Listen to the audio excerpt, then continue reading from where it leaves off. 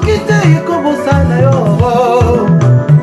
oyo saleli ngai etikala elembo ye nakobosana te na bomoi nanga ata piake ye. Amen. Oh, c'est beau la présence du Seigneur.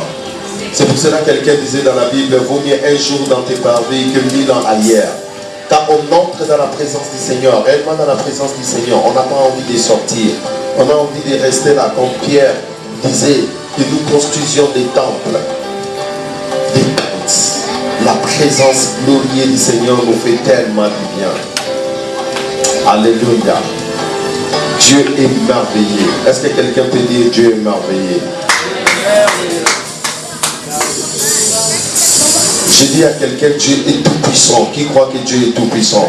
Bon dimanche à tout un chacun de nous. To pamboli bino, to pamboli présence na yo, to pamboli koya na yo. Lelo to rolia maloba nzambe oizo da musika. La fois passée, to zaraina ndeko na biso Patrick, notre bien-aimé, qui est avant la France. Ayaki asangana ina biso mais le lot de l'obité frère partager na biso ne fils que quelque chose. Ninde bita on partager na biso malobanda. Alors la tango te lui koyoka ye la sengi to bonde la moko na moka kitsa moto na ye pe aponde la pona malobanda nzambe o to lui koyoka. Papa na biso Patrick ninde à côté ya biso akoloba na biso oyo nini ezali volonté ya nzambe o nzambe akanaki mpona biso lelo totomboli likongo na biso mpe totiki ye totiki mpe baonano bakomi te na maboko na nzambe mpe totiki ensemble mobimba maloba nzambe oyo ekoteyama awa ezala lipamboli topamboli yesu na kombo na yesu. Alléluia. Merci beaucoup. On fait soin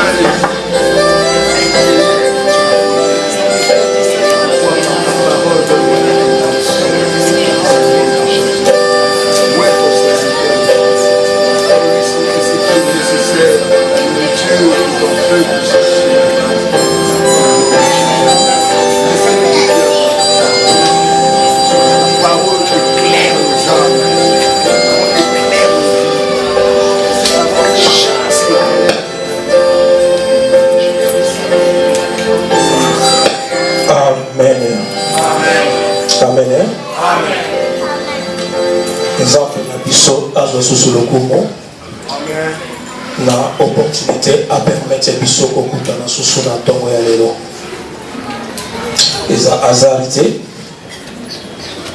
azali nzambe ya temps pe ya circonstance na circonstance oyo a permettre biso toyoka maloba ya nzambe oyo atie kati na ngai. Amen. Sans plus tarder, toke kotangana Actes des Apôtres, chapitre 12, verset 7 à 8. Moto alikinga na vraiment na koyeba kotanga avant combien ensemble so ba ko soba ngai.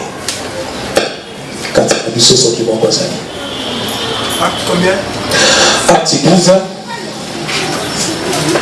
Acte 12. 7 à 8. Acte 12, 7 à 8. Et voici un ange du Seigneur survint, et une lumière brilla dans la prison. L'ange réveilla Pierre en lui frappant au côté et en disant: lève-toi promptement.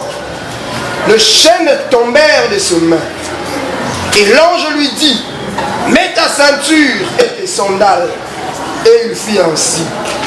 L'ange lui dit encore: enveloppe-toi de ton manteau et suis-moi. Amen. Amen. Na invité lelo ezana mutu moko toyoka na biso tutanga na biso passage oyo mais ezana mutu moko oyo kozala na part na ye onzamba poni na tongo lelo que message ezala pona ye. Amen. Amen. Bible sotalisa biso Pierre bakangi batie na biso et Balobi ange abimeli Pierre. A frappé. On a moussaï. Alobi na Pierre. Lata sandal na yo. Joa ceinture na yo. Puis lata manteau na yo et suivant. Ok, tous autres là, c'est oyo. Bible les autres lisabiso dans Jean 5, je crois 39. Ma foi, si tu peux se comprendre pour compréhension.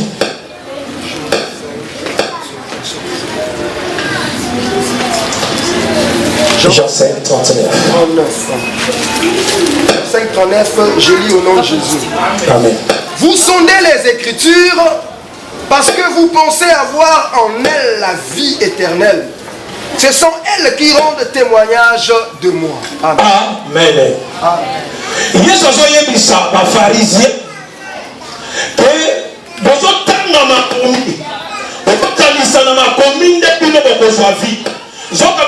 que ma commune des zones de la Nengaï. Mais bien aimé, la ligne dans le baboui. Bible est tant que je t'en ai yango, que je m'en noir et si blanc, les Écritures. Sauf que je t'en la Bible, Tikalika kana écriture, c'est la mort. Sauf que Tikalika la Bible, l'écriture, c'est la mort. Or que Jésus toutes les Écritures parlent que de moi. Sauf que ma commune de la Yesu. Quand nous entendons la Bible, l'ina oyeba, les pourquoi, ni les airs pour ma sima écriture. Quand on t'a écriture, ni tourna et après. Ni et bon ma sima écriture, n'a mon noir et c'est blanc. Pierre Bakangié, ange abimelié, là ta sandale, là ta ceinture, là ta manteau, et suivant. Ce qui te dit qu'à l'écriture, pour comprendre rien. Ou de l'obaka, ou de la doctrine. Pour expliquer qu'à la lettre. Mais il faut que la pensée à l'aide.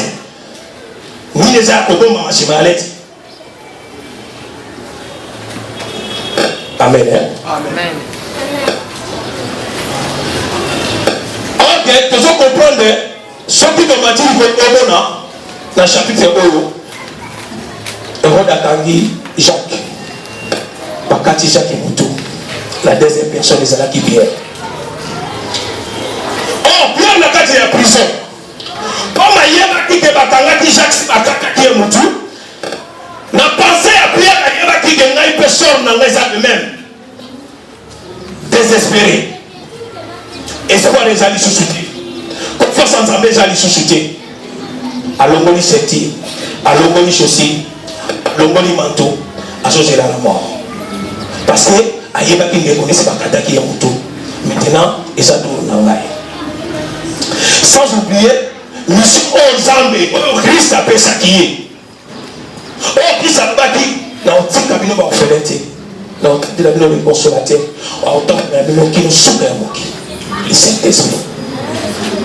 Maintenant, Pierre, à Boutsanignon Soana, à Zongi n'est pas rien.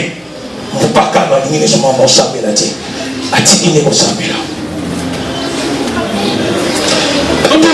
Pourquoi Pierre? Pourquoi Jésus dans notre été? Parce que c'est là qu'il qu'on a eu côté dans la prison. Mais en citant la yé, à l'objet la yé, soit ceinture, soit sandal, soit manteau et instrument. Pourquoi il faut qu'à ceinture, manteau et chaussures? On n'a pas la Bible, il faut tout y avoir. Pensez nini, pour les hommes et ma bichot pour comprendre. Pourquoi ceinture, pourquoi chaussures, pourquoi manteau? Amen. Donc dans Ephésiens 6.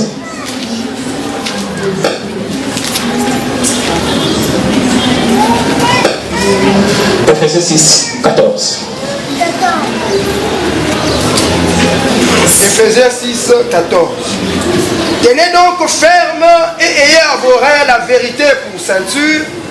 Revêtez la cuirasse de la justice. Amen. Comment dire agiter ma partie avec une pierre, là ta sandale, là ta ceinture, là ta manteau. Pour comprendre sentir les gens de vérité. Or que Pierre avant, il y a qu'on recevoir le Saint-Esprit, il y a une vérité. Mais alors, quand Pierre a recevoir le Saint-Esprit, à comprendre la vérité. Parce que la Bible c'est ce que apôtre Paul, dans Ephésiens 4, sentir les gens symbole de la vérité. Or que Pierre dans la prison, le monde sentit. Alors, quand on a la vérité, on a une importance dans le soutien.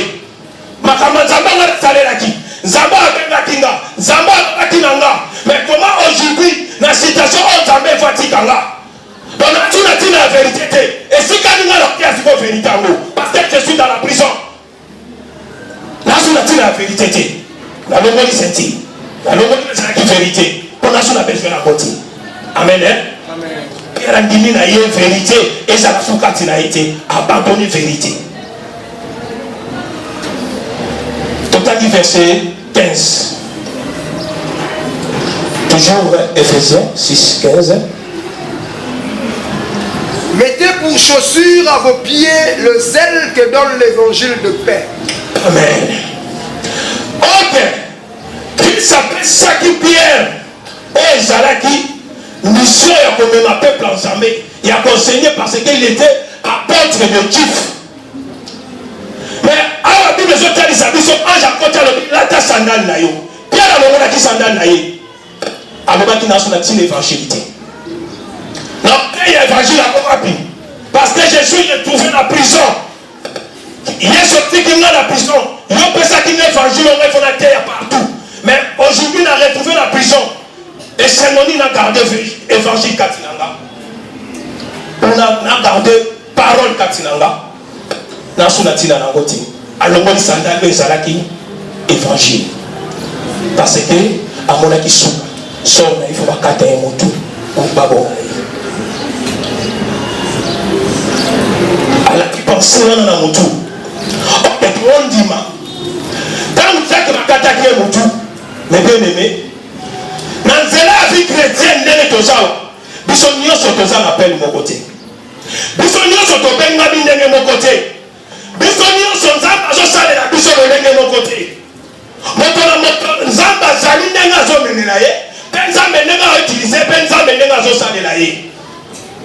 Mais Pierre a dit penser à Jacques. N'a vu à ce qu'on s'est comparé à Jacques. Or que Jacques, pour la mission, Zamba Jacques est fait sous Kawana. Mais Pierre, Zamba comprenait qu'une mission est faite à la nous est continuer. Mais comme Azanga dit révélation, comme Azanga dit confiance en Zambé, à s'abandonner là, dans son matin évangélité. Et tout le monde dans Ephésiens 15, dans le tas de Sabisso, sandal et jandé, évangile. Pierre a l'homme qui est évangile là. Amen. Amen. Donc, vous avez des rois.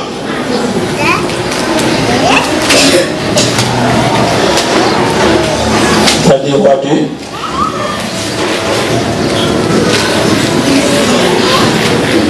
9 à 14.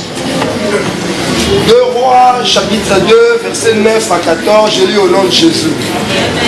Lorsqu'ils eurent passé, Élie dit à Élisée, demande ce que tu veux que je fasse pour toi, avant que je sois enlevé d'avec toi. Élisée répondit, qu'il ait sur moi, je te prie, une double portion de ton esprit. Élie dit, tu demandes une chose difficile, mais si tu me vois pendant que je serai enlevé avec toi, cela t'arrivera ainsi. Sinon, cela n'arrivera pas. Comme il continuait à marcher en parlant, voici un char de feu et les chevaux de feu le séparèrent l'un de l'autre, et elle monta au ciel dans un tourbillon. Élisée regardait et criait, mon père, char d'Israël et sa cavalerie. Et il ne le vit plus. Saisissant alors ses vêtements, il les déchira en 2 morceaux. Et il releva le manteau qu'Élie avait laissé tomber. Puis il retourna et s'arrêta au bord du Jourdain. Il prit le manteau qu'Élie avait laissé tomber et il en frappa les eaux et dit, où est l'Éternel, les dieux d'Élie? Lui aussi, il frappa les eaux qui se partagèrent ça et là, et Élisée passa. La parole du Seigneur. Mes bien-aimés, toutes les Écritures parlent de moi. Alors, tout le monde dit ange à Yébussi Pierre. Là, ta sandale, là, ta ceinture, enveloppe-toi, on m'attend là. Mais tout le monde dit awa, n'a pas awa, tout le monde est à ombre. Makambo ezalaki ya koboma ifo ebima na révélation. Tolingi to expliquer manto. Pierre balobi na ye lata manto na yo. Alors que manto ezo symboliser biso le Saint-Esprit. Dewa mudazo expliquer biso makambo. Eza ombre. Makambo yo Pierre vivre pour makambo ni soit loba azo ya mona ombre. Et il va se tambola na Élisée. Élisée aye pardon Élie aye qui que dans la ekoki miso nanga esili na kende maintenant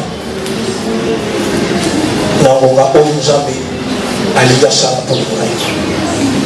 Aye bisi Élisée c'est anga eloko nyoso lingi na opesa yo. Élisée a sengi Élie double fonction ya moya ya Élie. Bien-aimé, on vérifie peut-être écriture très bien pour tout comprendre. On va répéter la c'est ans écriture. Élie a yébisi Élisée. Et l'opposition c'est difficile pour appeler ça yo. Mais ce comme on dit, il y a pas que l'autre le Seigneur et c'est la coco qui s'en moque soya ho. Dans le but de oublier ça ami. Basara qui a enlevé et Élisée a couru. Dans le but Élisée tant a couru, il des autres ils s'habillent, il a mal qui déchiré et manteau à Élie couru. Tant le manteau est qui a couru à Élie couru, Élisée a le côté manteau. Mais toujours comprendre, quand Élie a zolobana Élisée, que les camarades se senganga, et la chose beaucoup difficile pour la coca ça yo.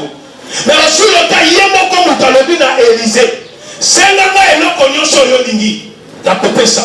Mais Élisée sengi, Elias zoye bisaye, les camarades senga, et ça difficile na coupé ça ya moti. Mais pourquoi senga qui n'a la tenga yo le cognon? Pourquoi? Pour comprendre les qui ombre. Il fallait donc comprendre les pourquoi. Élie a une image à Jésus-Christ. Élisée a une image à Pierre où il y a les églises, les nations. Et maintenant qui ombre, pourquoi comprendre la moitié? Pourquoi Élie a dit que ces choses sont difficiles? On a compris chose qui est difficile. Pourquoi? Parce que Élie commence avec l'image à Christ. Élie, sur cette terre, avec l'image à Fils. Or, mon père ma coquille a coupé sa monnaie au sang pour chez les pères. Jésus a zonné de sa disciple naïe. Tout en guinant Jean 16, verset 7.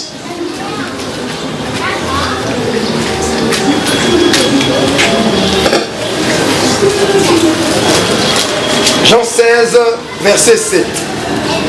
Je lis au nom de Jésus. Amen. Cependant, je vous dis la vérité. Il vous est avantagé que je m'en aille. Car si je ne m'en vais pas, le consolateur ne viendra pas vers vous.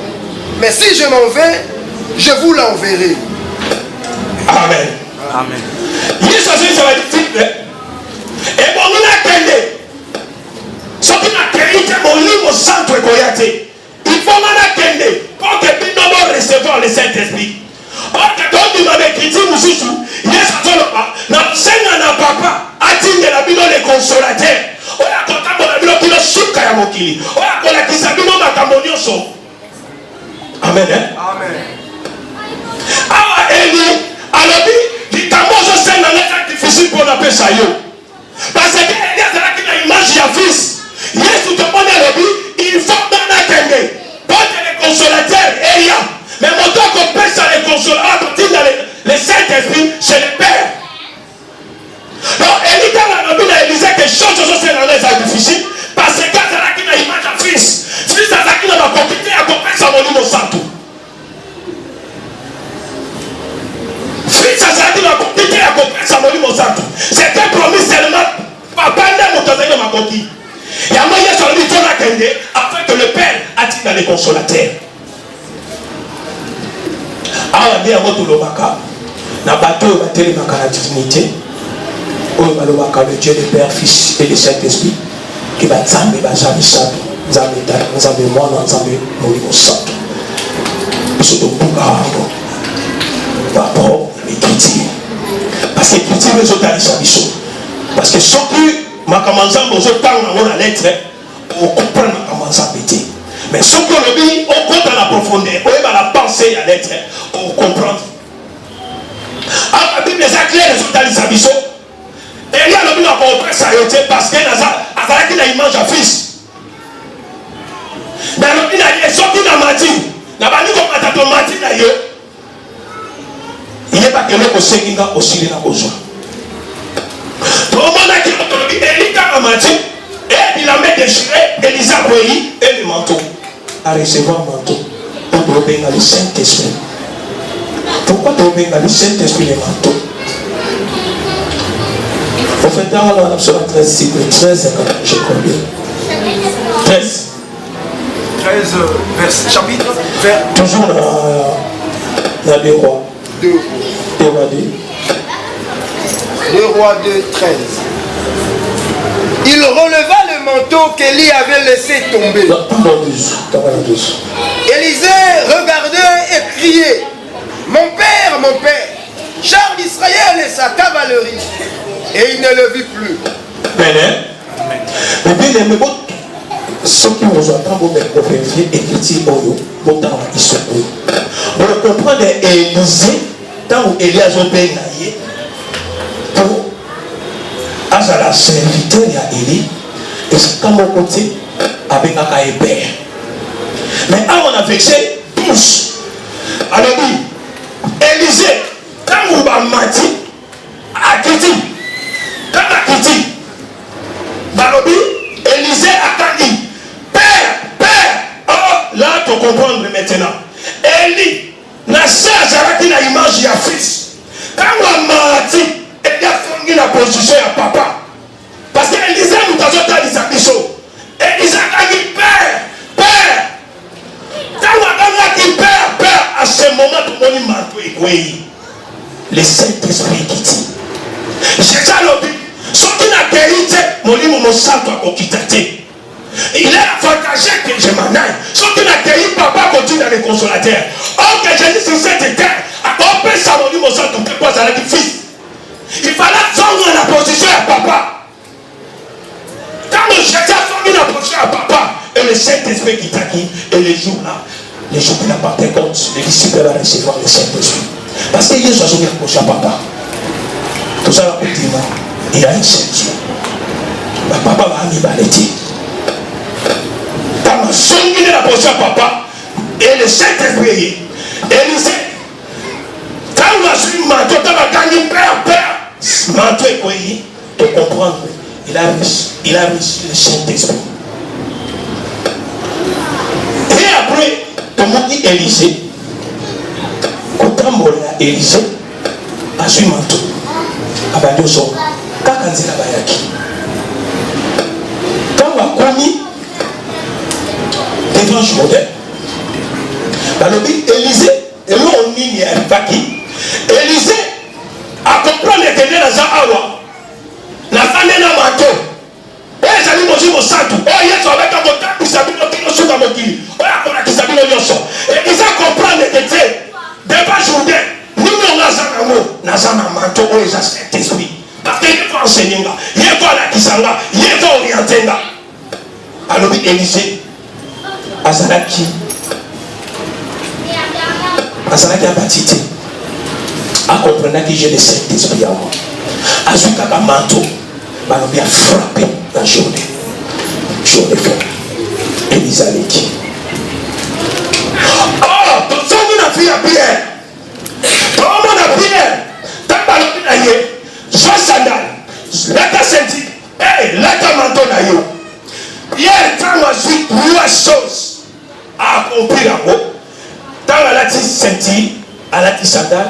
Tant on a dit manteau. Et il faut voir. Pierre a mis. Amen. Amen.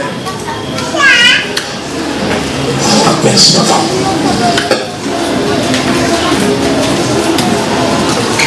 Tout le monde dit Pierre a mis. Donc, tout le monde comprendre.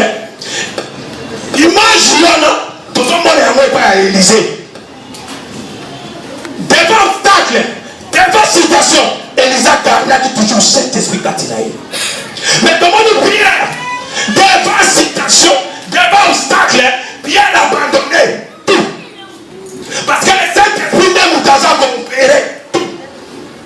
Sauf que le Saint-Esprit tout catinaï, Pierre a compris que cet esprit a dit orienté, a dit consoler, a dit réaliser espoir, garder toute confiance. Mais comme elle a abandonné l'évangile catinaï, alors on dit vérité catinaï, alors on dit maintenant, oh, et ça dit Saint-Esprit. Qui suscite les aboyés, comme on a la main de Dieu. Il y a besoin de dire que en tout temps, il fallait que ça y est, qu'on a catinaï. Parce qu'il y a qui nous sommes dans les civilités. Bien, il faut continuer mission d'ailleurs. Dans la politique, parce qu'il y a un monde nous avons appelé ça qui catinaï le Saint-Esprit. Parce que ce qu'il a dit, senti, a dit manteau, a dit chaussures. C'est ça où les gens qui évangile côté partout dans le monde. Ce qui sentit, c'est ça où les gens qui vérité. Ce qui m'a dans la pierre, c'était pour la vérité. Ce qui m'a dans la dité, mais à autant ça va comment. Donc il fallait trois choses à son qui s'en va catinailler, parce que nous sommes ensemble et continuons comme ça à la vie d'ailleurs. Parce que bien temps où je suis, quand un manteau à tirer, apporte son effort pour lui. Amen. Amen. Mais bien aimé, dans les gens qui sont là, c'est là que Zamboto l'a dit. Dans mon île de Samawa, tout à la nobilité. Ce qui est important, il y a aussi la Nzambe. La folie qui était à on a battu, on a commis 15 000, on a commis 3 000. C'est pas ça. Le problème est au salarié de l'Ouanzambé. Ce qu'on s'en est l'Ouanzambé. Ça va autant que l'on a. Il y a un moment où il y a un makabato. Il y a un moment où il y a un biso. Quand il y a un biso, il y a une promesse à Zambé.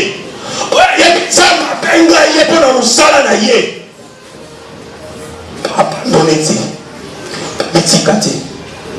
Gardez toujours confiance dans le Zambé. Gardez toujours le Saint-Esprit Katinayo. Parce que l'ennemi ou sans le Saint-Esprit, vous ne pouvez rien faire. C'est par le Saint-Esprit depuis ce oyo. Pour nous, c'est la mokili oyo. Ce qui m'a dit pour ça que les Katinayo te. C'est un homme au Sabila. Il n'est pas ça, autant ma bonne Dieu. Le capitaine Sabé a donné ça, mon livre, ça, la plénitude du Saint-Esprit. Cette espèce à la quitte là. Mais tout ça, la mission est Zambé. Zamba Benayo. Quelle que soit les réalités, quelle que soit la situation, quel que soit l'obstacle, il ne faut pas abandonner l'œuvre en Zambé. Et bien aimé, vérité, ami, nous, on a dit autoticati. Il faut toujours toujours qu'on parlait sur la vérité, quelle que soit la réalité. Paul, Pierre, pas disciple. Pas pour moi, parler qu'on a vérité. C'est ça l'évangile. Évangile, ce qui vérité, Katinayo. Et ça, papa, on comprend, ma chère. Merci. On comprend, ma campagne Zambé. On le temps, on a pété, sans obstacle, sans combat.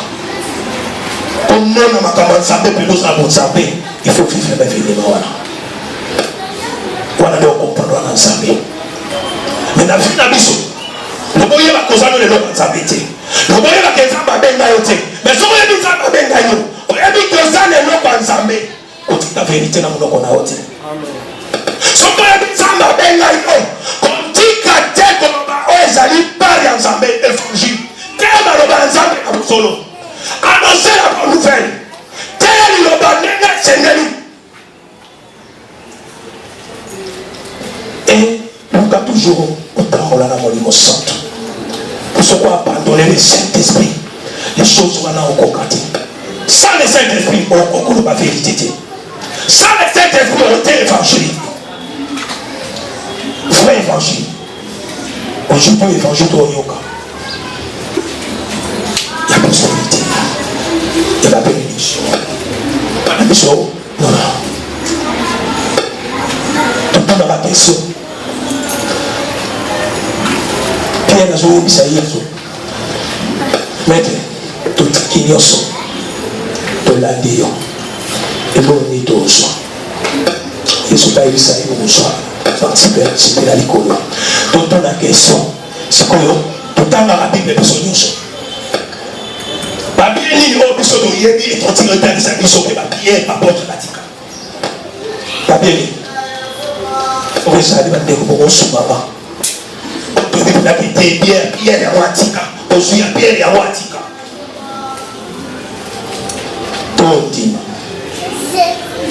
Ok. On suit il y a Bissot. Et ça c'est la parole. Annoncer la bonne parole. Pour suivre la pierre, merci. Et ça va annoncer l'évangile de Christ. Et ça va matérialité. Il y a un déco. Tout le cas, jour. On va dans la serre encore. Que le Saint-Esprit a la guide dans les eaux. Sans le Saint-Esprit, nous ne pouvons rien faire. C'est ça le message qui m'a mis à guerre à partager.